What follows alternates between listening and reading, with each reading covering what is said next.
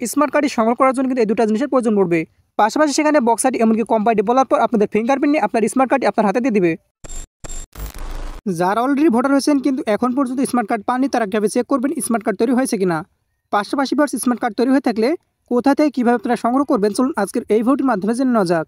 তার জন্য সর্বপ্রথম আপনারা চলে আসবেন আপনার ফোন থেকে যে কোনো একটি ব্রাউজারে। আমার ফোনের কোম ব্রাউজারে আমি চলে আসলাম। আসার পরে সার্চ ধরে আপনারা ক্লিক করে এখানে আপনারা লিখবেন এনআইডি। অবশ্যই ভার্স এনআইডি লিখে আপনারা সার্চ করে দেবেন। তবে সেক্ষেত্রে এনআইডি ওয়েবসাইটে চলে আসবে, সেটার উপর ক্লিক করে দেবেন।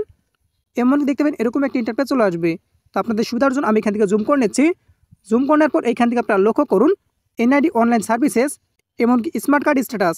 তো অবশ্যই আপনারা স্মার্ট কার্ড স্ট্যাটাস অপশনে ক্লিক করে দেবেন। তবে সেক্ষেত্রে লক্ষ্য করবেন এরকম একটি ইন্টারফেস চলে আসবে। এবার আপনাদের তথ্য দিতে হবে।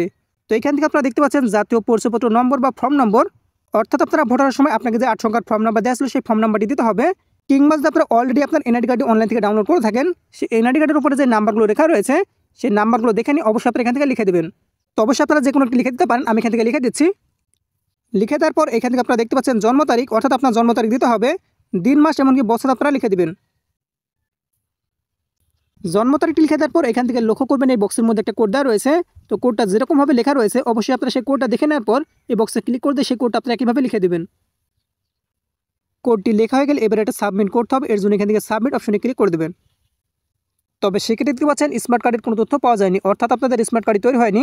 আর যদি স্মার্ট কার্ড তৈরি হয়ে থাকে তবে সেক্ষেত্রে কীরকম ইন্টারফেস চলে আসবে আমি আপনাদের দেখে দেবো। পাশাপাশি স্মার্ট কার্ডটি কোথা থেকে কীভাবে সংগ্রহ করবে সেটাও বলে দেবো। সাবস্ক্রাইব করুন আমাদের চ্যানেলটি, পাশের বেল আইকনটির উপর ক্লিক করে অল সিলেক্ট করে দিন পরবর্তী ভিডিওর নোটিফিকেশন সবার আগে পাওয়ার জন্য। তো ভিউয়ার্স যখন আপনাদের স্মার্ট কার্ডটি তৈরি হয়ে যাবে তবে সেক্ষেত্রে যখন আপনারা অনলাইনে চেক করতে যাবেন এরকম একটা ইন্টারফেস দেখতে পাবেন। তো এখান থেকে লক্ষ্য করবেন বক্স আইডি নামে একটা আইডি নাম্বার দেওয়া থাকবে, এমনকি এখান থেকে কম আইডি নামে একটা আইডি দেওয়া থাকবে।